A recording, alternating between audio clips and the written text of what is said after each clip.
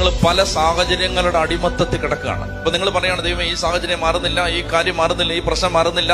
സാഹചര്യങ്ങളെ നിയന്ത്രിക്കേണ്ട നിങ്ങൾ സാഹചര്യങ്ങളുടെ അടിമത്തത്തിൽ കിടക്കുകയാണെങ്കിൽ, സാഹചര്യങ്ങളെ നിയന്ത്രിക്കേണ്ട നിങ്ങൾ, ചുറ്റുപാടുകളെ നിയന്ത്രിക്കേണ്ട നിങ്ങൾ, അതായത് നിങ്ങൾ ഈ സാഹചര്യങ്ങളെ കൺട്രോൾ ചെയ്യേണ്ട ആളാണ്.